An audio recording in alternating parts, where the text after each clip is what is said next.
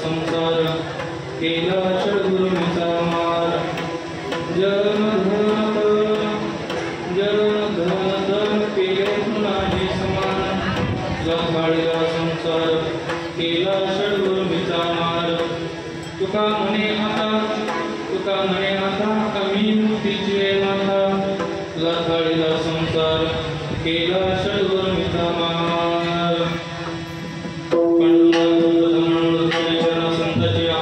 त्यांच्या कृपादाने घडलेला विस्तार बाबा आहे दुर्दास तुका दयांचे होय सगळे विद्येचे अधिकरण ते जीवन विचाराने श्रीगुरूंचे घे नमस्कार होणे आता ब्रह्मानंदं परमशिवं केवलं ज्ञानमूर्ती ब्रह्मानंदं गुरुसर्वं तत्त्वमसि अवशिष्टम् एकं नित्यं विमलवचनं सर्वते साक्षीभूतं भावातीतं गुणरहितं सद्गुरुं तन्नमामि नमो ज्ञानेश्वरा नमो ज्ञानेश्वरा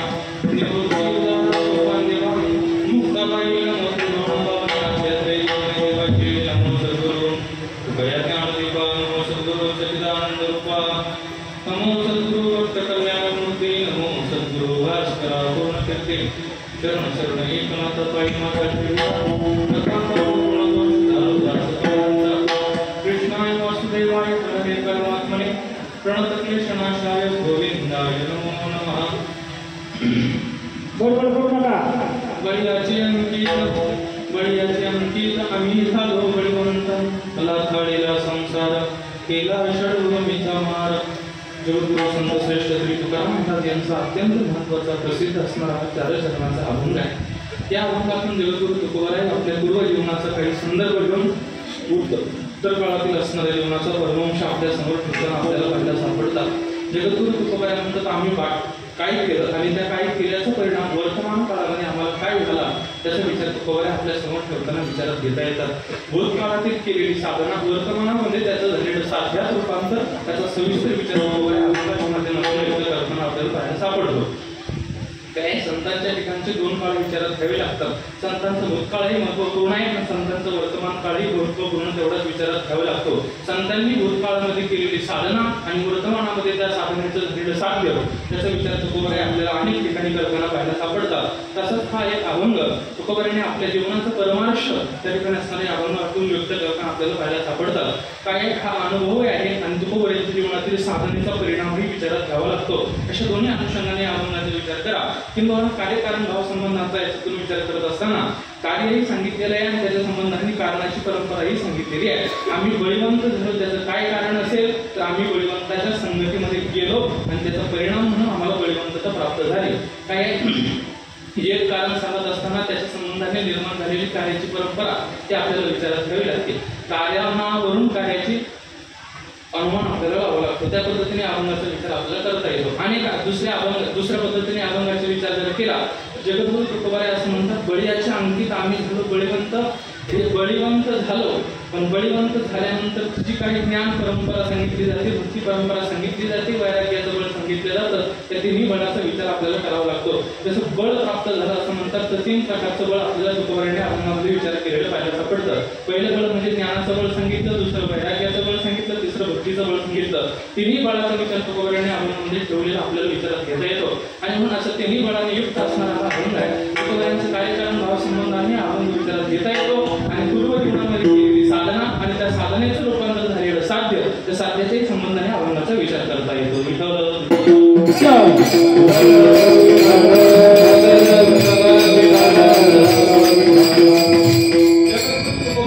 आम्ही बळीवंत झालो आमच्या ठिकाणी बलवंतता प्राप्त झाली। ती बलवंतता प्राप्त होत असताना कशामुळे ही बलवंतता प्राप्त झाली? आम्ही बळीयाच्या संगतीत गेलो, सान्निध्यात गेलो म्हणून आम्हाला ही बलवंतता प्राप्त झाली। ज्या अर्थी तुकोबाराय झाली म्हणतात त्या अर्थी एका शब्दाच्या अनुषंगाने किंवा प्रस्तावनेकडे जात असताना तुकोबाराय म्हणतात बळीवंतता प्राप्त झाली। ज्या अर्थी झाली त्या अर्थी तुकोबाराय बळीवंत नव्हते असं म्हणण्याला कुठेतरी थोडासा वाव पाहायला भेटतो। शब्दाच्या संबंधाने तुकोबाराय तसे होते नव्हते हा चिंतनाचा विषय आहे, याच्याकरता विशेष चिंतन मांडावं लागेल। परंतु मला अभंगाची प्रस्तावना करत असताना थोडासा हा मुद्दा विचारात घ्यायचा आहे। ज्या अर्थी तुकोबाराय बळीवंत झालो असं म्हणतात त्या अर्थी बळीवंत नव्हते हा विचार आपल्याला तात्पुरता करायचा आहे, संपूर्ण विचार करायचा नाही। मला प्रस्तावने पुढचा एवढा विचार मांडायचा आहे। जर तुकोबाराय आम्ही बळीवंत नव्हते असं जर विचार करायचा तर मग आम्ही वैकुंठ विचार करायचा तो ना प्रश्न आहे. आणि म्हणून आम्ही वैकुंठवासी तो विचार घ्यायचा असेल, मला असं वाटतं सांगतात कार्याच्या संबंधाने आम्ही वैकुंठवासी हे लावण्यापेक्षा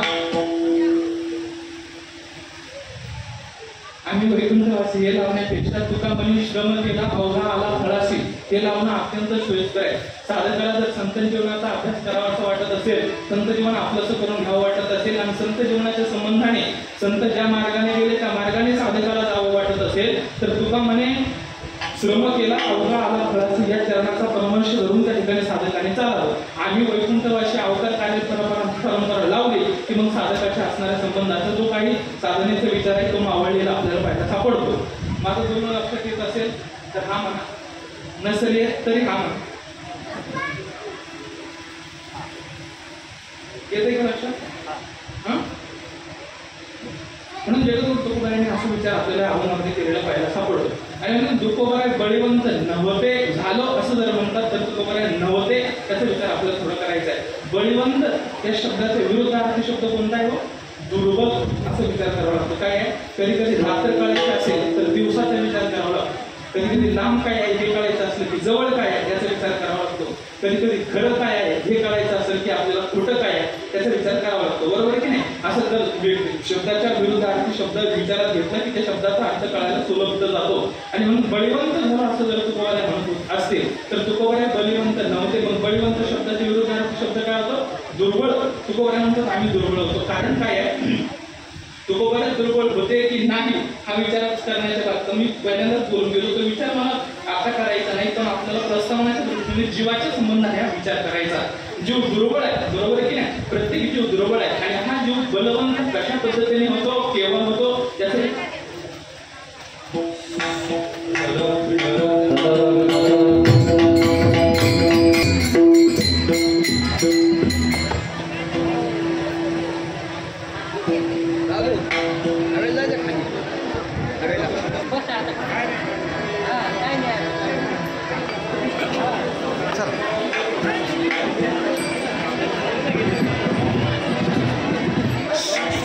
हॅलो, काय नाही झालं, शांत बसा पाहिजे मंडळ. काही झालं नाही, कीर्तन लगेच चालू होणार आहे. काहीच नाही झालेलं, शांत बसायचं सर्व. सगळे डॉक्टर आहेत की सगळे उठून पाहायला लागले. तुम्ही काय करणार होते का? तो कशा करता उभं राहिले? काय सांगलं ते आपल्यामध्ये विक्षेप असो. तुकोबारायांनी अभंगामध्ये विचार करत असताना जो विचार आपल्या समोर ठेवलेला आहे तो विचार मला थोडासा वेळेच्या अनुषंगाने, माझ्या हातामध्ये वेळ कमी आहे त्यामुळे मी बरोबर बोलतोय तेवढाच परिणाम. मला पूर्ण चिंतनापर्यंत जायचं, मला अर्धवट सोडण्याची सवय नाही. आणि तुम्ही अर्धवट ऐकत जाऊ नका, सगळं पूर्ण ऐकायचं अभंगाचं चिंतन. म्हणून मला शेवटपर्यंत जायचं. माझ्या हातामध्ये एकच तास शिल्लक आहे, त्याच्यामुळे मला ते संपूर्ण विचार तुमच्या समोर ठेवायचे. जगद्गुरु तुकोबारायांची अवस्था आपल्याला विचारात घेता येते. बळीवंत झालो त्या अर्थी दुर्बलाचा विचार आपल्याला करावा लागतो. मी सांगत होतो जवळ काय लांब काय याचा विचार करावा लागतो. रात्र म्हणजे काय, रात्र कळायची असेल तर दिवस कळावा लागतो. सुख काय आहे हे कळायचं असेल तर दुःख आपल्याला कळून घ्यावं लागतं. अशा पद्धतीचा विचार आपल्याला करावा लागतो. थोडीशी तत्वज्ञानाची भूमिका मांडत असताना यामध्ये थोडासा विचार असा आहे, बिंब काय आहे हे कळायचं असेल तर प्रतिबिंब काय आहे याचा विचार करावा लागतो. काही प्रतिबिंब आणि प्रतिबिंब एक थोडासा वाद सांगितलेला आहे. प्रतिबिंब कधी सिद्ध होतं, जर काही त्याबद्दल बिंब असेल तर. बरोबर आहे? आरशामध्ये जे दिसतं त्याला काय म्हणावं? प्रतिबिंब दिसतं. पण ते प्रतिबिंब कधी सिद्ध होतं? ज्यावेळेस बिंब असेल तर. माणूस आरशासमोर उभा जाऊन राहील तरच त्याचं प्रतिबिंब दिसेल, अन्यथा दिसेल का? अन्यथा दिसत नाही. कशात घ्या. आणि म्हणून जर प्रतिबिंब सिद्ध करायचं असेल तर अगोदर बिंब काय आहे याचा विचार करावा लागतो. आणखी तत्वज्ञानाने त्या ठिकाणी विचार करत असताना पुढे उदाहरण दिले की व्याप्य काय आहे हे कळायचं असेल तर व्यापक काय आहे याचा विचार करावा लागतो. व्याप्य काय आहे याचा विचार केला, व्यापकाच्या अनुभूती आपल्याला विचारात घ्यावी लागते. तसं जवळ काय आहे, लांब काय आहे असा विचार करावा लागतो. तसं तुकोबाराय म्हणतात आम्ही बळीवंत झालो, मग तुकोबाराय म्हणतात बळीवंताच्या विरुद्धार्थी शब्दाचा विचार करा, दुर्बलता काय व्याप्य आणि व्यापक या भावसंबंधाचा विचार करत असताना रामायणामध्ये फार गोड एक दृष्टांत दिलेला आपल्याला रामचंद्र प्रभूंच्या रामायणामध्ये पाहायला सापडतो. काय आहे म्हणे, सीतेचं हरण केलं, रावण सीता घेऊन गेला म्हणजे अशोक वाटिकेमध्ये ठेवलं. नाना प्रयत्न करून त्या ठिकाणी सीतेला आकृष्ट करण्याचा प्रयत्न रावणाने केला. नाना प्रयत्न करूनही सीता त्याकडे आकृष्ट झाली नाही आणि सगळे प्रयत्न त्या ठिकाणी विफल केल्यासारखं रावणाला वाटायला लागलं. आणि मग कशाने सीता आपली होत नाही हा विचार ज्यावेळेस रावण करतो, त्यावेळेस अंतर्गत रावणाच्या डोक्यामध्ये असा विचार येतो की कशानेच होत नसेल तर हे काम आपण मंदोदरीला देऊ. आणि म्हणून रावणाने ते काम मंदोदरीला दिलं. रावणाने मंदोदरीला बोलून घेतलं. मंदोदरीला बोलून घेतल्यानंतर मंदोदरीला काम सांगितलं, म्हणे तुझ्या वाटेला एक काम असं आहे की तू यायचं सीतेला त्या ठिकाणी असं काही सांगायचं, असं काही त्या ठिकाणी बोलायचं जेणेकरून सीता माझ्यापाशी आकृष्ट अशा प्रकारची झाली पाहिजे, माझ्याविषयी सीतेच्या अंतःकरणामध्ये आकर्षण निर्माण झालं पाहिजे, असं काहीतरी तू काम करायचं. सीता मोठी त्या ठिकाणी असणारी मंदोदरी मोठी त्या ठिकाणी विशाल अंतःकरणाची आहे. त्या मंदोदरीची व्याख्या करत असताना रामायणामध्ये अशी व्याख्या केली, संकल्प विकल्प नाही जी उदरी म्हणून नाव तिचे मंदोदरी. तिच्या मनामध्ये संकल्पही राहत नाही, विकल्पही राहत नाही, अशी कोण असेल तर ती मंदोदरी आहे. विशेषतः मंदोदरीच्या मनामध्ये संकल्पही नाही आहे आणि विकल्पही नाही आहे. राक्षसाच्या संगतीत राहून सुद्धा विकल्प राहिला नाही आणि देवाच्या संगतीत राहून सुद्धा विकल्प गेला नाही. एवढा विचार आपल्याला करावा लागतो. सीतेच्या संबंधाने विचार करा, देवाच्या संबंधात आहे सीता, देवाचा नित्य सान्निध्य सीतेला आहे, पण देवाच्या नित्य सान्निध्यामध्ये राहून सुद्धा विकल्प गेला नाही म्हणून हरिण पाहिलं. बरोबर आहे की नाही, विकल्प राहिला म्हणून हरिण दिसलं. पण मंदोदरीचा विचार करत असताना राक्षसाच्या संगतीत राहून सुद्धा विकल्प राहिला नाही. ही मोठी मंदोदरी त्या ठिकाणी असणारी सामर्थ्य आपल्याला विचारात घ्यावी लागते. असो म्हणून त्या ठिकाणी ही मंदोदरी संकल्प विकल्प जिच्या अंतःकरणात राहत नाही अशी ही मंदोदरी. आणि अशी मंदोदरी मुक्ती त्या ठिकाणी आनंददरी महाराज म्हणतात. ज्यावेळेस रावणाने एक काम केलं सांगितलं, नाथ महाराज म्हणतात मंदोदरीच्या मनामध्ये दोन उर्म्या जागृत झाल्या, एक सुखाची उर्मी आणि दुसरी दुःखाची उर्मी. सुखाची उर्मी कोणती जागृत झाली आणि दुःखाची उर्मी कोणती जागृत झाली. दुःखाच्या उर्मीचा विचार करत असताना नाथ महाराज असं म्हणतात की बाबा ती मंदोदरी असा विचार करते, माझ्यासारखी कुलवान, माझ्यासारखी श्रेष्ठ, माझ्यासारखी रूपवान असणारी स्त्री रावणासारख्याला जर प्राप्त झालेली असेल आणि त्या रावणाकरता मला दुसरी स्त्री आकृष्ट करून देण्याचं काम माझ्या वाट्याला येत असेल तर याच्यापेक्षा मोठं दुःख माझ्या जीवनामध्ये दुसरं कोणतंही नाही. मंद उदरी कशा त्या तिचं सौंदर्य कसं आहे, उदरामध्ये मंद आहे, छोटे कंबर आहे आणि असं म्हणतात स्त्रियांचं सौंदर्य कुठे असतं, कमरामध्ये असतं. ती मंद उदरी आहे कशात घ्या आणि म्हणून ती एवढी रूपमान असणारी मंदोदरी, तिच्या असणाऱ्या अंगपट्टीवरून तिचं नाव ठेवण्यात गेलं. अशी मंदोदरी एवढी रूपवान आहे आणि अशी असताना देखील रावण त्या ठिकाणी सीतेकडे आकृष्ट करण्याचं काम तिच्या वाट्याला देतो. याचं मोठं दुःख त्या ठिकाणी मंदोदरीला वाटतं. दुसरी सुखाची उर्मी अशी जागृत झाली. नाथ महाराज म्हणतात एवढं सगळं असताना का होईना पण आदिशक्ती जगत जननी भवानी ही प्रत्यक्ष सीतेच्या रूपाने आलेली आहे आणि म्हणून कोणत्याही निमित्ताने होईना आम्हाला सीतेचं दर्शनाचा लाभ प्राप्त होतो. ही माझ्या जीवनातली सुखाची उर्मी आहे. अशा दोन उर्म्या घेऊन त्या ठिकाणी मंदोदरी सीतेकडे वाटचाल करते.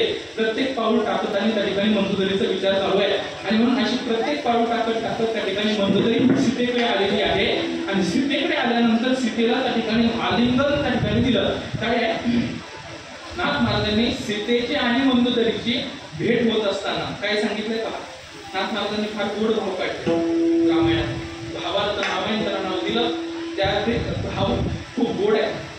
आजकाल भाव काढत नाही, तो भाव सुगंध आहे. आज भाव वाढायचं प्रमाण असल्यामुळे भाव कोणी काढत नाही आणि म्हणून त्या ठिकाणी भाव फार गोड भाव काढला नव्हता. नाथ महाराज म्हणतात पुढे मंदोदरी आणि सीतेची गाठ पडली. गाठ पडल्यानंतर राक्षसिणीची आणि एका सामान्य स्त्रीची भेट झाली असं सांगत नाहीत नाथ महाराज. नाथ महाराज म्हणतात दोन साधूची भेट झालेली आहे.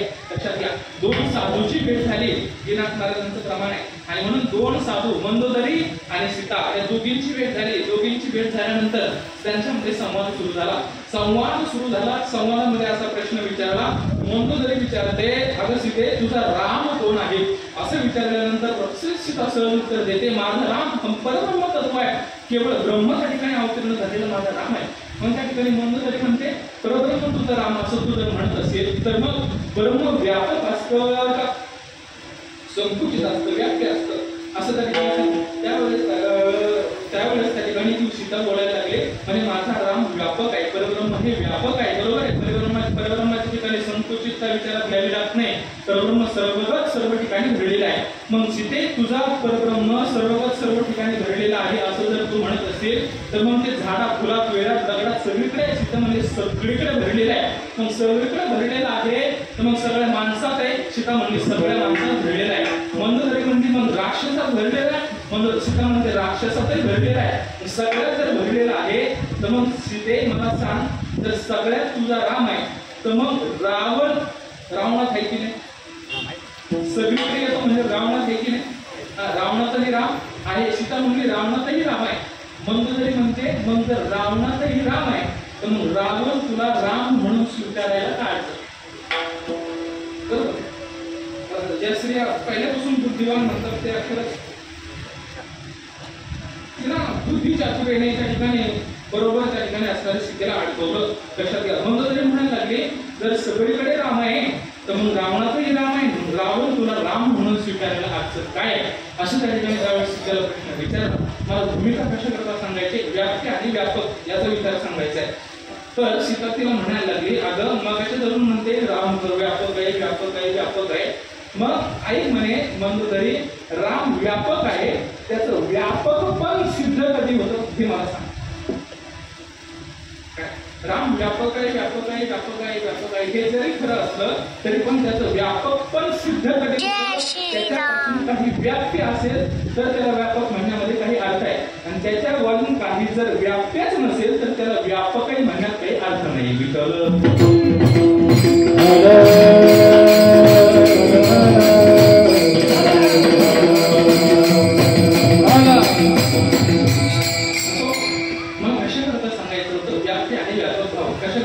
बिंब आणि प्रतिबिंब कशाकरता सांगितलंय तुम्हाला जीव त्याची दुर्बळता आपल्याला विचारात घ्यावी लागते. जीवाच्या ठिकाणी दुर्बळता आहे का बाबा जीव दुर्बळ आहे? जीव दुर्बळ असण्याची काही कारण तर आपल्याला विचारात घ्यावी लागते. का जीव दुर्बळ आहे?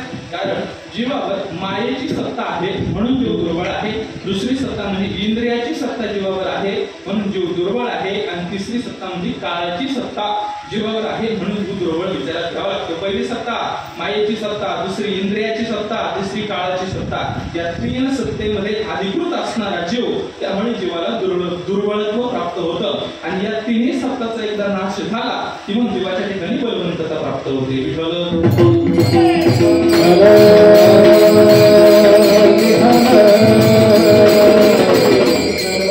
सत्तेचा विचार करा. मायेची सत्ता जीवाच्या ठिकाणी मायेची सत्ता आहे. माया माया म्हणजे तरी काय? मा या दोन शब्द आहेत. जी कधी नसते किंवा कधी दिसत नसते तिला माया म्हणायचं. जी कधी नसते तिला माया म्हणा. लक्षात घ्या जी दिसत नसते पण असते तिला काय म्हणायचं? माया म्हणायचं. आणखी दुसरी गोष्ट माया भासिनो जगत हे जगत जे दिसतं जगताला कारणभूत कोण आहे? ही माया आहे आणि ह्या मायेमुळेच हे जगाचा विस्तार आपल्याला पाहायला सापडतो. माया निवृत्त झाली जीवाच्या ठिकाणची माया निवृत्त झाली त्याला मग जगत दिसत नाही. तुका म्हणे स्वय आहे परब्रह्म अशा पद्धतीचे अनुभव जीवाच्या ठिकाणी येतात. म्हणून माया आहे म्हणून हे सगळं जगत आपल्याला विचारात घ्यावं लागतं. माया निवृत्त आणि माया सदृश अशी जीवाचे दोन प्रकार पडतात. ज्याच्या ठिकाणची माया निवृत्त झाली त्याला जीव म्हणायचा नाही. मग ज्याच्या ठिकाणची माया निवृत्त झाली तो केवळ परब्रह्म आहे आणि ज्याच्या ठिकाणची माया निवृत्त होत नाही तो केवळ जीव अशा पद्धतीचा आपल्याला विचारात घ्यावा लागतो. आणि मायेचा आणि जीवाचा संघ आहे म्हणून जीवाला दुर्बळ आपल्याला पाहायला सापडतं. पुढचा विचार करा. माया आणखी दुसरा थोडासा विचार करत असताना ही माया किती विचित्र आहे. परमात्म्यासारख्याला सुद्धा ही माया त्रास देते. तुमचा आमचा विचार सोडून द्या. ब्रह्मदेवाला सुद्धा ही माया तारून नेत नाही किंवा तरुण जाण्यास असमर्थ आहे म्हणून त्या ठिकाणी गीतेमध्ये याचा विचार करत असताना परमात्म्याने सांगितलेलंच आहे मम माया या बरोबर आहे की म्हणजे माझे माया देवासारख्याला सुद्धा ब्रह्मदेवासारख्याला तरुण जाण्यासाठी खूप दुर्लभ अशा प्रकारची आहे आणि म्हणून ही माया सामान्य जीवाला फार त्रास देणाऱ्या अशा पद्धतीची विचारात घ्यावी लागते. काय माया वेष्टीला जीव माझा असं सांगतात. बरोबर आहे की माया सर्व सुखाच्या आशा जन्म गेला अक्षणैक मुक्ती यज्ञ नाही केला हिंडता दिशाची न पावला माया वेष्टीला जीव माझा. मायेने वेष्टीलेला कोण आहे? जीव अशा पद्धतीचा आहे आणि म्हणून जीवाची मायेची जीवावर सत्ता असल्या कारणामुळे जीवाला दुर्लभ प्राप्त होतं. भागवतामध्ये याचं फार गोड उदाहरण आलंय. त्या दरम्यान भगवान परमात्माने असणारे सुदामदेव दोघेही फिरत असताना यमुनेच्या तीरावरती सरळ चालता चालता त्या ठिकाणी सुदामाने त्या ठिकाणी भगवंताला प्रश्न विचारला, देवा तुझी माया माया माया म्हणजे तरी काय आहे याचं मला विचार सांग. खूप लोक त्या मायेच्या नावाने आरडतात, ती माया म्हणजे तरी काय आहे ती मला समजून सांग. भगवान म्हणाले, सुदामा आपण मित्र आहोत, मित्रामध्ये ज्ञानाचे गप्पा करत नसतात. मग त्या ठिकाणी आपण प्रेमाची गप्पा करू, ज्ञान सांगायला भाग पाडू नको. आधीच अर्जुनाला ज्ञान सांगून तिथं वैतागलो म्हणे, आता तुला ज्ञान सांगण्याच्या भाषेत पडून घेऊ. पण त्या ठिकाणी सुदामा ऐकत नाही. मित्राचं नातं जरी असलं तरी सुदामा म्हणतो, देवा नाही, माया काय आहे ही मला सांगा. असं त्यावेळेस त्या ठिकाणी असं म्हणतो अर्जुन. तरी सुदामा म्हणतो त्यावेळेस आपल्याला आता म्हणावं लागतं. भगवान म्हणाले, वेळ आल्यावर तुला नक्की माझी माया काय आहे ते सांगतो. असं म्हणल्याने त्या ठिकाणी दोघे चक्कर मारायला लागले. फिरता फिरता फिरता भगवान सहज सुदामाला म्हणजे, सुदामा तर आपल्याला स्नान यमुनेमध्ये स्नान करायचं. असं म्हणल्यानंतर सुदामा म्हणाला, काय हरकत नाही देवा, मला यमुनेचं स्नान आहे, त्याच्यापेक्षा वेगळं स्नान आम्ही कधी केलं नाही. तुला तरी राजा असल्यामुळे तुला शावर खाली आंघोळीची सवय असेल कदाचित, पण आम्हाला त्याची सवय नाही. आम्हाला त्या ठिकाणी यमुनेची सवय आहे. दोघंही त्या ठिकाणी दोघांनी कपडे काढले. दोघांनी कपडे काढून त्या ठिकाणी दोघंही यमुनेमध्ये घुसले आणि घुसल्यानंतर त्या ठिकाणी कमरे एवढे पाण्यामध्ये गेले. कमरे एवढे पाण्यामध्ये गेल्यानंतर दोघांनी डुबकी घेतली. डुबकी मारली, त्या ठिकाणी दोघंही वर आले. 3 डुबका मारावा असं धनुष्यशास्त्राचा नियम असल्यामुळे 2 डुबक्या झाल्या. 3ऱ्या डुबकीला सुदामदेव त्या ठिकाणी खाली वाकले आणि सुदामदेव वाकल्यानंतर भगवान परमात्माने वरून सुदामदेवाची मान दाबायला सुरुवात केली. जशी मान दाबायला सुरुवात केली तसा मायेचा प्रभावही त्या ठिकाणी सुदामदेवावर चालू केला. मायेचा प्रभाव चालू केल्यानंतर त्या ठिकाणी सुदामाला वाटायला लागलं. ऐका, आणखी तुझी सूक्ष्मता सांगू. आमचे गुरुजी सांगायचे, वाटायला लागलं असा शब्द जिथे येतो तिथून माया सुरू झाली असं म्हणायचं. वाटायला लागले असा शब्द जिथे येईल तिथून माया सुरू झाली असं म्हणायचं. सुदामाला वाटायला लागलं मी वाहत चाललो. वास्तविक सुदामा तिथंच आहे, पण त्याला वाटायला लागलं काय झालं, मी वाहत चाललो. वाहत वाहत त्या ठिकाणी लांबपर्यंत गेलेला आहे सुदामा. आणि सुदामा लांब गेल्यानंतर काही लोक त्या ठिकाणी आडवे आले. आडवे येऊन त्या ठिकाणी सुदामाला पाण्याच्या बाहेर काढतात. पाण्याच्या बाहेर काढल्यानंतर काही पुष्पहार कुटुंबाला त्या ठिकाणी सुदामाच्या असणाऱ्या गळ्यामध्ये टाकतात. गळ्यामध्ये टाकल्यानंतर त्या ठिकाणी एवढं सुदामाच्या ठिकाणी सगळे हार त्या ठिकाणी घातलेले. सुदाम म्हणायला लागला, एवढे हार अचानक माझ्या गळ्यामध्ये घालायला लागलेत, काय भानगड आहे मला काही कळलं नाही. कारण याच्या आधी एवढे हार कधी घातले नव्हते, कारण मी याच्या आधी कधीच पुढे कीर्तन केलं नाही. त्याच्यामुळे एवढे हार कसे गाळ्यात पडायला लागले हा विचार त्या ठिकाणी सुदामा करायला लागला. सुदामा असा विचार करतोय आणि तेवढ्यामध्ये सुदामा विचारतो, एवढे हार मला कशा करता घातले. त्यावेळेस त्या ठिकाणी गावकरी सांगायला लागले, म्हणजे आमच्या राज्याचा आताच राजा मेला आहे. राजा मेल्यामुळे आमच्या राज्याचा नियम असा आहे, राजा मेल्यानंतर जो कोणी नदीमध्ये स्नान करत असेल, एखादा वाहत येत असेल, त्याला नदीच्या बाहेर काढायचं आणि त्याला राजाचा राजा म्हणून घोषित करायचं. योगायोगाने आत्ताच राजा वाढला आणि तुम्ही येताना आम्हाला दिसले म्हणून तुम्हाला आता या राज्याचा राजा म्हणून आम्ही घोषित केलेला आहे. सुदामाला मोठा आनंद झाला. वा म्हणे, केवढी सौभाग्याची गोष्ट आहे. सुद्धा कृष्णाला सोडलं मी राजा झालो. सुदामा म्हणतो, कृष्णाला सोडलं मी राजा झालो, त्याला जर सोडलं नसतं तर मी राजा झालो नसतो. आपल्या बाबतीत हा विचार करता येतो बरं. आपल्या बाबतीत हे विचार करण्यात भरपूर आहे. काही म्हणतात त्याला सोडलं कवर त्याच्या तिथे मारायच्या, कवर त्याच्या सोबत घेऊन तिथे हिंडायच्या, असं विचार येतो की नाही आपल्यामध्ये. मग त्याला आश्रम आहे, आपल्याकडे आश्रम आहे की नाही. मग आपणही आश्रम आहे त्याला स्थापन केला पाहिजे. झाडाखाली झाड वाढत नाही असं ते म्हणतात विचार. असं तसं सुद्धा म्हणायला लागलं, कृष्णाला सोडलं आणि मी राजा झालो. आतापर्यंत त्याचं समुदायाचं त्याची पिशीच घेऊन द्यावं लागत होती. मग आता निदान तो मोठा जरी द्वारकेचा राजा असला तरी मला त्याच्या खालोखाल तरी आसन भेटेल की नाही असं सुद्धा विचार करायला लागला. मोठा आनंद झाला. त्या आनंदामध्ये त्याचं लग्नही झालं. लग्न झालं मोठा सुद्धा आनंदात राज्य करायला लागला. मोठं सुखाचं समृद्धाचं राज्य झालं. गमत अशी झाली. पुढे चालून त्या राजाची राणी वारली, म्हणजे सुदामाची राणी वारली आणि त्याच्यानंतर मोठा शोक त्या ठिकाणी सगळीकडे पसरला. सुदामाही मोठ्याने रडायला लागल्यानंतर त्या ठिकाणी अंत्ययात्रा गेली. अंत्ययात्रा निघाल्यानंतर त्याचं प्रेतही त्या ठिकाणी निघालं. सगळं निघाल्यानंतर त्या ठिकाणी असणारी शरण बसलं. शरणावर त्या ठिकाणी असणारी राणी ठेवली. राणी ठेवल्यानंतर आता जितका अग्नी टाकत जायचा त्यावेळेस त्या ठिकाणी सगळी सेवक मंडळी राजाभोवती जमा झाली. राजाला उचलायला लागली. तेवढ्या वेळेस सुदामा म्हणतो, मला कशा करता उचलताय माझं. ते म्हणायला लागले, आमच्या राज्याचा दुसरा नियम असा आहे. दुसरा नियम असा काय नियम आहे? दुसरा दुसरा नियम असा आहे, राणी मेल्यानंतर ते राजाने जिवंत ठेवायचं नाही, लगेच त्या चितेमध्ये टाकायचं. तुझा म्हणायला लागला पहिला बरा होता, आणि दुसऱ्याची टाकावं लागलं, चितेमध्ये टाकलं. मला सांगतात चितेमध्ये टाकल्यानंतर त्याला त्या चितेची चटके बसायला लागले.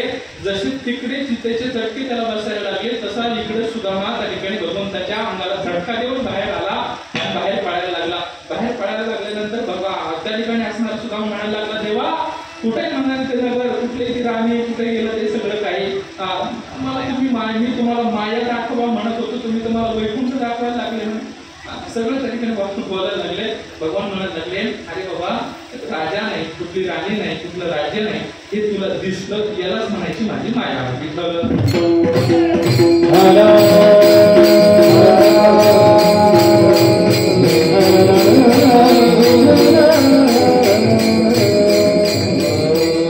मायेची सत्ता जीवावर आहे म्हणून जीवाला दुर्लभत्व प्राप्त होतं. दुसरी आहे इंद्रियाची सत्ता. इंद्रियामध्ये जीव आदित्य नाही, इंद्रियाच्या संगत त्या ठिकाणी जीवाची दशा आहे. लक्षात घ्या, विषय आणि इंद्रिय यांचं एकदम लग्न लागलेलं आहे, आणि ते लग्न लागल्यामुळे ते कधीही विषय इंद्रियांना सोडून राहत नाही, आणि अशी इंद्रिय जीवावर सत्ता केल्याशिवाय काही राहत नाही. विषय दिसला की इंद्रिय तत्संबंधाने त्या पाठीमागे लागतात, आणि त्या प्रसंगाने आपल्या जीवालाही त्याच्या पाठीमागे जावं लागतं. काही विषय ओढी उरलेले जीव आता काकोड करले यांची किंवा येणार आणि पद्धतीने त्या संबंधाने केलेलं तर आपल्याला फायदा सापडतो. सगळे जीव हे विषयाच्या रानामध्ये गुरफटलेले आहेत, आणि विषयाच्या रानामध्ये गुरफटले असल्यामुळे आपल्याला त्याच्यावर इंद्रियाची सत्ताही मानावीच लागते. काय आहे, इंद्रिय स्वतः शांत बसत नाही आणि जीवालाही शांत बसू देत नाही. काय आहे, जसं हिरवा चारा पाहिल्यानंतर पशु त्या ठिकाणी असणारा थांबवल्या जातो, त्या पद्धतीने विषय दिसले की इंद्रिय त्या विषयाकडे धाव घेत असतात, आवडत नाहीत महाराज. जशी गाय सुटावी, एखादी म्हैस सुटावी आणि हिरव्या रानामध्ये चरण्यासाठी जावी, आकळते का हो? आकळत नाही. तशा पद्धतीने विषय पाहिला की हे आपले इंद्रिय त्या ठिकाणी असणाऱ्या विषयांकडे धाव घेत असतात, आणि म्हणून जीवाला दुर्बळत्व प्राप्त होतं. जीवावर त्याची सत्ता आपल्याला विचारात घ्यावी लागते. काय आहे, जेवढे जेवढे विषय तुम्ही इंद्रियांना देत राहाल, तेवढे तेवढी इंद्रिय आणखीन त्या विषयाच्या भोगण्यासाठी तयार होत असतात, असा विचार केला जातो. काय आहे, जसा एखादा अग्नी पेटलेला असावा, अग्नी पेटल्यानंतर त्यामध्ये तुम्ही इंधन टाकत राहाल, जेवढे जेवढे इंधन टाकाल अग्नी शांत होणार आहे, वाढणार आहे.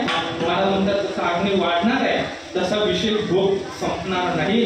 जेवढे जेवढे इंद्रियांना विषय देतात तेवढे तेवढे ते आणखीन भडकून उठणार आहे. आणि म्हणून महाराज वर्णन करत असताना सांगतात, इंधने निमाला अग्निकोटे, विषय सेविता कोण तृप्त झाला, इंधने निमाला अग्निकोटे. तेव्हा विषयाचे समसुख, बेगडाची बाहुली, आवराची सावली जाईल दया. हा स्वभावाची पाहिली इंद्रियांचा हा स्वभावच आहे. विषय पाहिले की त्यामध्ये भोगण्याचा प्रकार प्राप्त घ्यायचा, आणि म्हणून अशा इंद्रियाची सत्ता जीवावर आहे. म्हणून जीवाला त्या ठिकाणी दुर्बलताचा विचार करावा लागतो. आणि तिसऱ्या गोष्टीचा विचार करा, आमतोतत्वात काळाची सत्ता जीवावर आहे, म्हणून जीव दुर्लभ सांगितला गेला.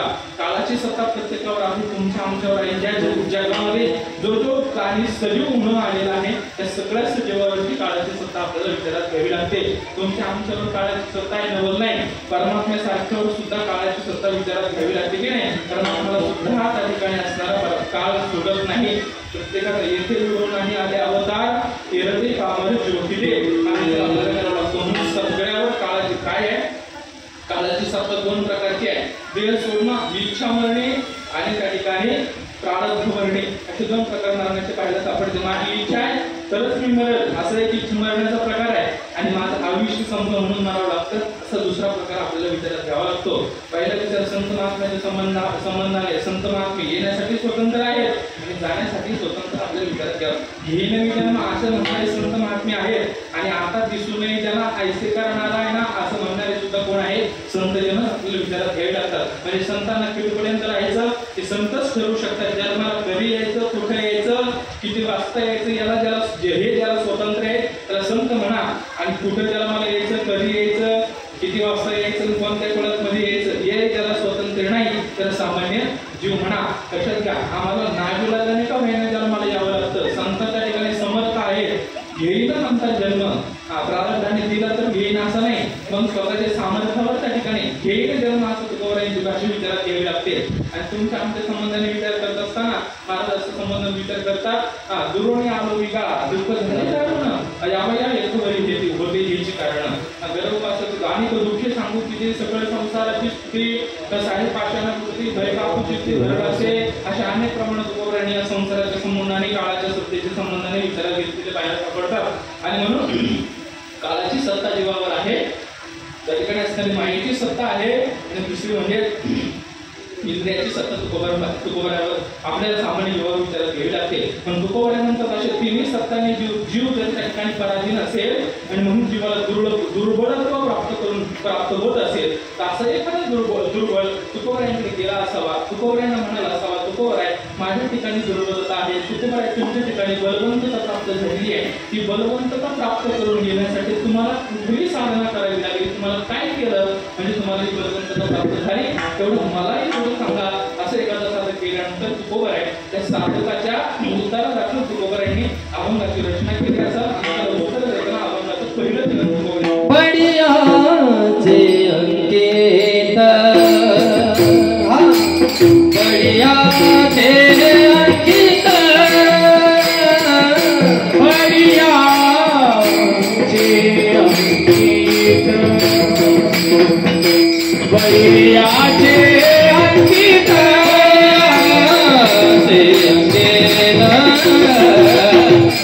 बढियाचे अंकित बढियाचे अंकित बढियाचे अंकित हे बढियाचे अंकित झालो बळीवंत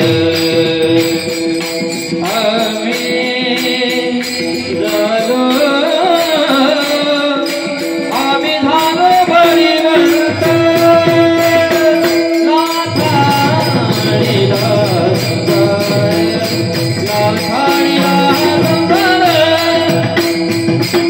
बळीयाचे अंकित आम्ही झालो बळीवंत आम्ही झालो बळीवंत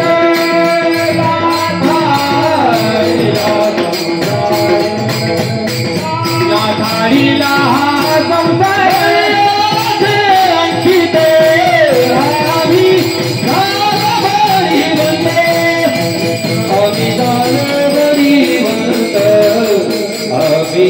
झालो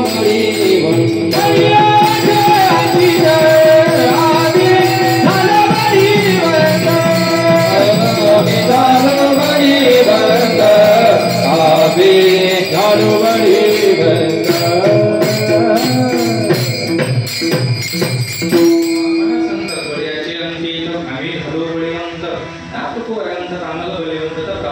आमच्या ठिकाणची दुर्बलता निघून गेली तुकोबरायांनी तिन्ही सत्तेवर विजय मिळवलेला आपल्याला पाहायला सापडतो कळी काळाचे सत्तेवर विजय तुका जगा काळ खाय आणि माथा दिला पाय कळी काळावर विजय मिळवला मायेची सत्ता सांगत असताना त्या ठिकाणी तुका म्हणे माया होय दासी लागे पाया ही तुकोबरायांची मायावरील सत्ता इंद्रियाची सत्ता विचारात घ्या इंद्रियाची धनी आम्ही झालो गोसावी तिन्ही सत्तेचा विचार करा तुकोबरायांच्या ठिकाणच्या तिन्ही सत्ता निवृत्त झाल्या आणि म्हणून तुकोबरायांना बलिवंतता प्राप्त झाली आणि तिथे तुकोबरायांचा विचार सांगत असताना तुकोबरायांचा आम्ही बलिवंत परमात्म्याच्या सानिध्यात राहिलो संघामध्ये गेलो आणि याचा परिणाम आमच्या जीवनामध्ये काय झाला असेल तर आम्हाला बलवंतता प्राप्त झाली ती बलवंतता कशाच्या प्राप्त संबंधाने प्राप्त झाली असा विचार करत असताना तुकोबराय म्हणतात संसाराच्या संबंधाने बलवंतता आम्हाला प्राप्त झाली काय संसार जिंकायचा म्हटलं की त्याला बलिवंताची गरज आहे सामान्याला संसार जिंकता येत नाही संसारावर विजय मिळवायचा असेल संसारावर त्या ठिकाणी असणारा संघर्ष करायचा असेल संसाराबरोबर युद्ध करायचं असेल संसार आयुष्या दारून तो विठ्ठलाची हरेक्षिण महाराज सांगतात संसार म्हणजे एक रणांगण आहे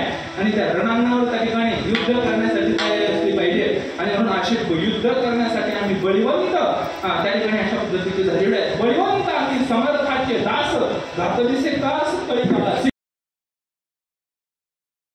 आम्ही बळीवंतता प्राप्त झाली ही बलवंतता आमच्या जीवाच्या ठिकाणी आम्हाला प्राप्त झाल्यामुळे आम्हाला काळावर आणि त्या ठिकाणी असणारे मायेवर सत्ता करण्याचं सामर्थ्य आमच्या ठिकाणी प्राप्त झालं हे का कशामुळे प्राप्त झालं मला परमात्म्याच्या सानिध्यात राहायला लागलो म्हणून परमात्म्याच्या हे साध्य होत असताना बळीवंत कोण आहे याचा विचार करा. बळीया माझा पंढरीराम तो हा देवाचाही देव, त्याच्यापेक्षा दुसरा कारणी कोणी या जगामध्ये बळीवंत नाही. आणि म्हणून बळीवंताच्या संबंधात गेल्यामुळे, बळीवंताच्या लागामध्ये गेल्यानंतर, बळीवंताच्या ठिकाणी असणाऱ्या संगतीमध्ये गेल्यानंतर जीवाला तशीच अवस्था आपल्याला झालेली पाहायला सापडते. ज्याच्या संगतीत जाल त्याचा परिणाम सुद्धा आपल्याला तसाच भोगावा लागतो. एखाद्या मूर्खाच्या संगतीत जाल, तुम्ही मूर्ख होणार नाही अशी अजिबात काळजी करू नका. मूर्खाच्या संगतीत गेला अवश्य मूर्ख व्हावं लागतं. विद्वानाच्या संगतीत गेला काही करू नका तरी विद्वान होण्याचं भाग्य प्राप्त होतं. तसं बळीवंत असणारा परमात्मा त्याच्या संगतीत गेला तुकोबऱ्यानंतर बळीवंत का आम्हाला प्राप्त करून देत आहे. पण बळीयाची आणखी आम्ही झालो बळीवंत. बरं तुकोबरे तुम्हाला बळीवंतता प्राप्त झाली, बळीवंत तुम्ही झाले आणि मग हे बळीवंतता प्राप्त झाली, बळीवंत शूर तुम्ही झाले, एवढं सगळं प्राप्त झालं. याचा परिणाम कशा करता तुम्ही वापरला? तुकोबऱ्यानंतर आम्ही संसारावर अभिजय मिळवण्यासाठी परिणाम वापरला. आपण जातो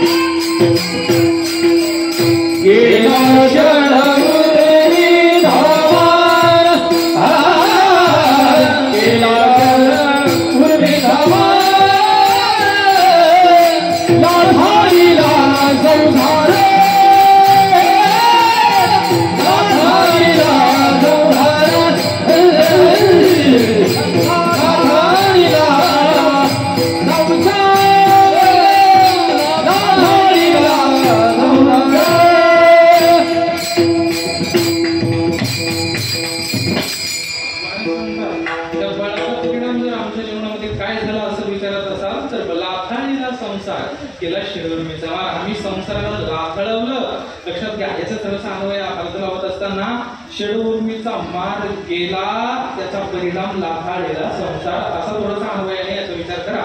लक्षात घ्या, शिरोर्मीचा मार केल्याशिवाय संसारावर विजय मिळवता येत नाही. शिरोर्मी म्हणजे तरी काय याचा थोडासा विचार आपल्याला करावा लागेल. धावत्या वेळामध्ये याचा विचार तुमच्या समोर मांडतो. माझ्यामध्ये आता 10-15 मिनिटं शिल्लक आहे, परिहार द्यायचा अजून बाकी आहे. काय षड विकार सांगत असताना, याला षड उर्मी सांगत असताना षड विकाराचाही विचार इथं आपल्याला गाथेच्या जो परंपरेचा अर्थ आहे तो षड विकाराचाच अर्थ इथं केलेला आहे. अहंकार सगळं षड विचार करताना केलेला आहे. पण मला तो विचार तुमच्या डोळ्यासमोर ठेवायचा नाही, त्याचं चिंतन मी करून आलो नाही. पण मला जो मुद्दा डोळ्यासमोर ठेवायचा आहे तो विचार महत्वाचा आहे. काय आहे? मनाच्या 2 उर्म्या सांगितल्या गेल्या, प्राणाच्या 2 उर्म्या सांगितल्या गेल्या आणि देहाच्या 2 उर्म्या सांगितल्या गेल्या. देह, प्राण आणि मन या 3 त्याच्यात नसणाऱ्या उर्म्या सांगितल्या गेल्या. मनाची उर्मी सांगत असताना, त्या ठिकाणी देहाची उर्मी सांगत असताना आणि जीवाची उर्मी सांगत असताना काय आहे? देहाची उर्मी सांगत असताना जन्म आणि मृत्यू हे 2 उर्म्या आहेत. देहाला जन्माला यावं लागतं, मरावं लागतं, या देहाच्या 2 उर्म्या.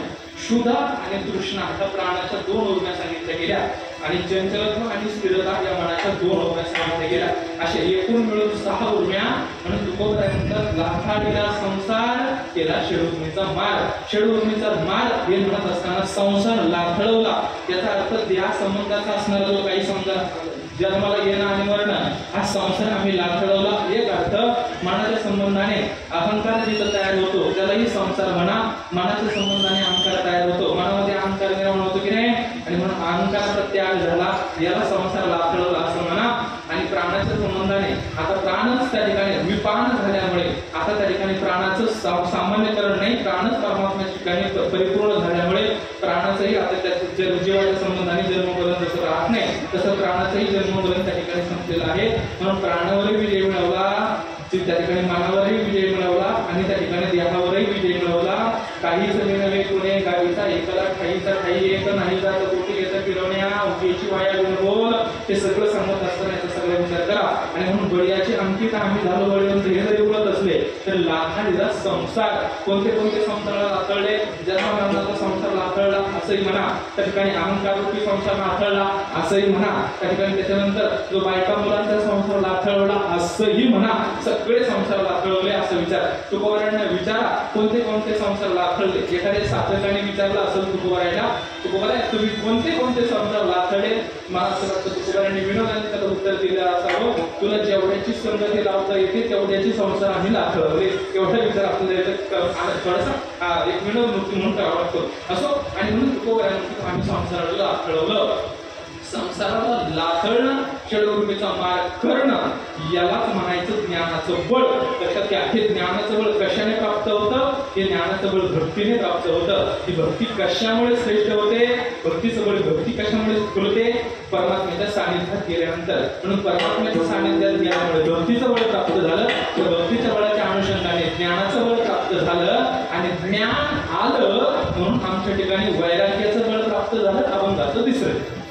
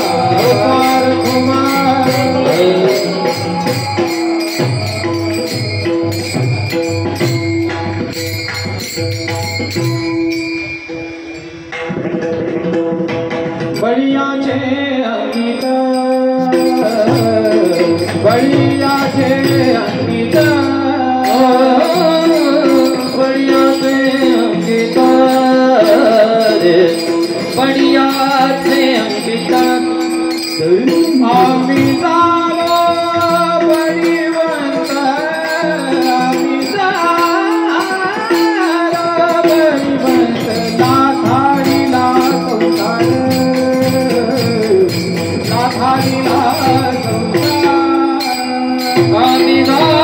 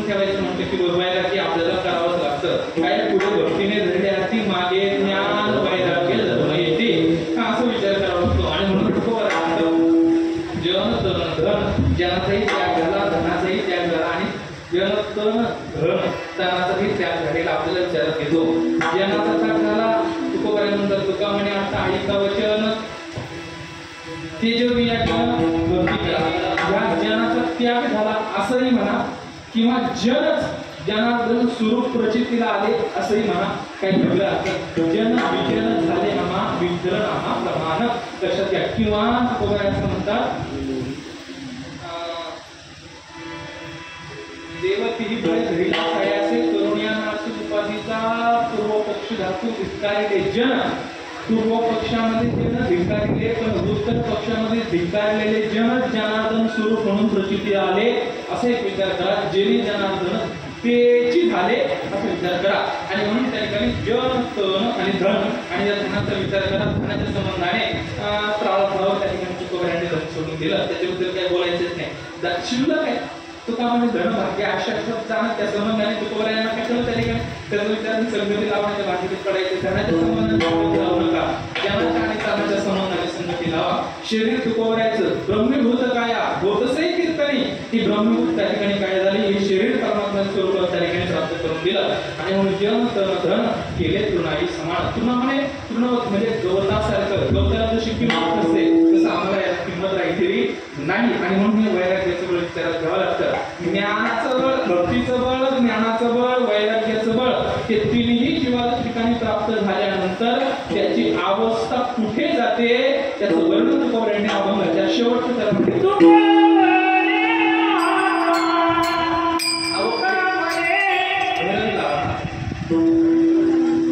तुका म्हणे आता तुका म्हणे आता तुका म्हणे आता तुका म्हणे आता तुका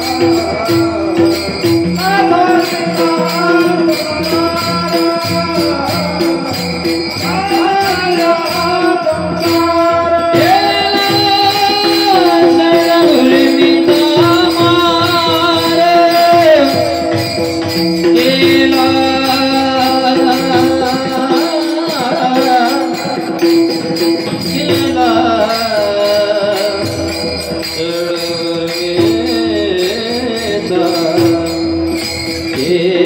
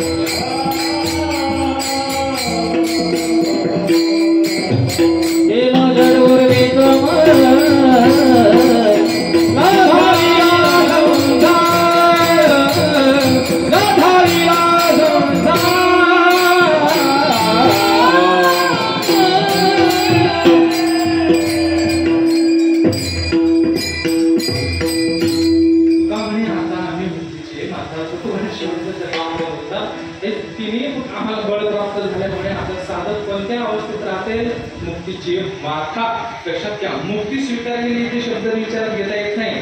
मुक्ती स्वीकारणं हे संतांना मान्य नाही आणि म्हणून वैकुंठवासी म्हणणं सुद्धा मान्य नाही असं मला वाटतं. लक्षात घ्या, संतांना वैकुंठवासी सुद्धा म्हणू नये.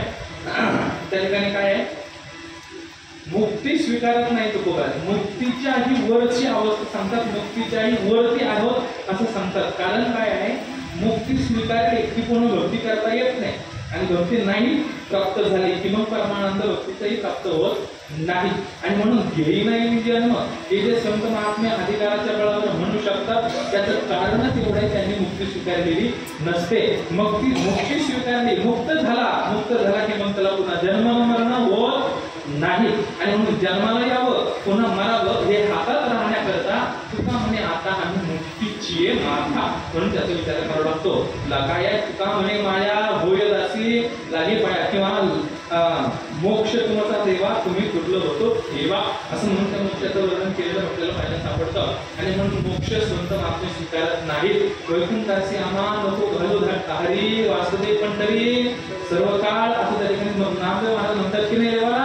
आणि म्हणून ज्या अर्थी वैकुंठाची नको म्हणतात त्या अर्थी संतांच्या संबंधाने वैकुंठवासी लावणं सुद्धा योग्य नाही आहे. आणि म्हणून संतांना फक्त येणं माहिती आहे, संतांना जाणं माहीत नाही. मग तुम्ही म्हणाल संत जात नाही तर मग आम्हाला दिसत का नाही. संत जरी दिसत नसले तरी संतांच्या असणं अशा नाम सप्ताहाचं असणारं प्रतीक आहे हे विचारात घ्यावं लागतं. ते नाम सप्ताह होता म्हणजे संतांचं अस्तित्व आहे म्हणूनच विचारात घ्यावे लागतात. अन्यथा संतांचं वास्तव्य संपलं, नाम सप्ताहही संपला असं विचारात घ्यावं लागेल. सप्ते जर दरवर्षी होत असेल तर दरवर्षी आपल्याला सप्ताहाचा आनंद भोगता येत असेल तर त्याचं एवढंच कारण आहे संतांचं असणं याला आपल्याला मान्य करावं लागतं. आणि म्हणून संतांना जाणं माहित नाही, संतांना फक्त येणं माहिती आहे असो. आणि म्हणून आपला सातवा प्रेमाप्रमाणे संपन्न होत असलेला हा अखंड हरिनाम सप्ताह भगवान केशव गोविंदाच्या असणाऱ्या प्रांगणामध्ये मग प्रतिवर्षीप्रमाणे हा गोड असणाऱ्या नियोजनाने कार्यक्रम हा संपन्न होतोय. आणि म्हणून माझंही येणं प्रतिवर्षाने या ठिकाणी घडत आहे.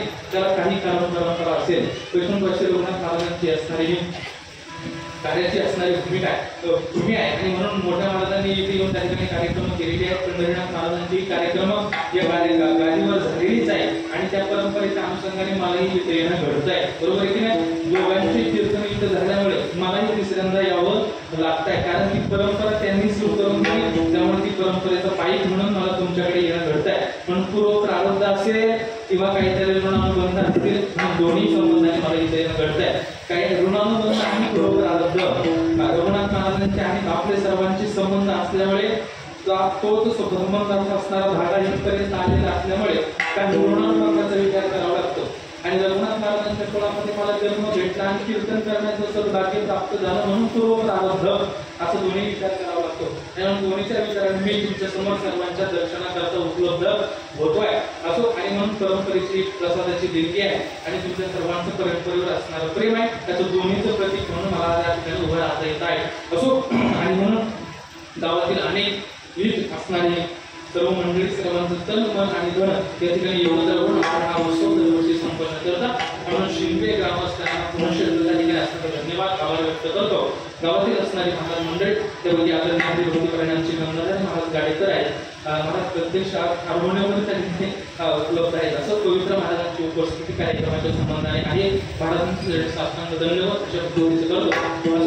ज्यांच्याकडे गेल्या अनेक वर्षापासून या ठिकाणी व्यासपीठाची सेवा आहे ते आमचे परंपरेचं वैभव आदरणीय भक्तीपरायण किसन महाराज पाठक ते सुद्धा आज कार्यक्रमासंबंधाने आज इथे उपस्थित आहेत. असो माझ्यासोबत आलेले आमचे अण्णासाहेब वाटसरे पाटील असतील, निवृत्ती महाराज बाप्पा असतील, त्यानंतर आदरणीय भरत महाराज म्हस्के असतील, हे सर्वच मंडळी या ठिकाणी उपस्थित आहेत. सर्वांची प्रयत्न होतो.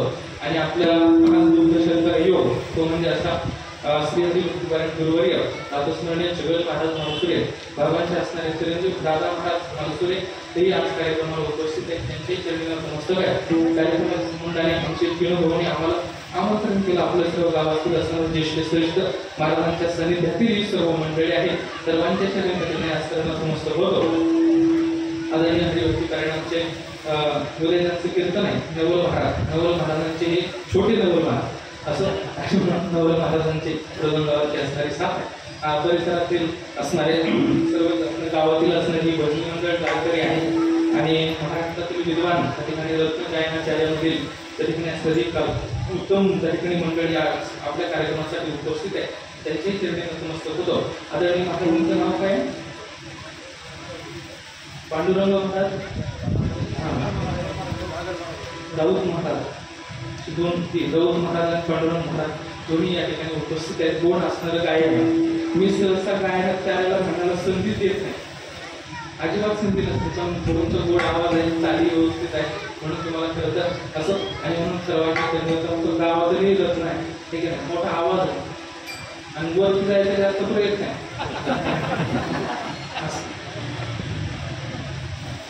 आणि म्हणून गोड असणारा आवाज तुम्ही सर्व ग्रामस्थ मंडळ सर्वांच्या पूज्य महाराजांची चरणी नतमस्तक होतो.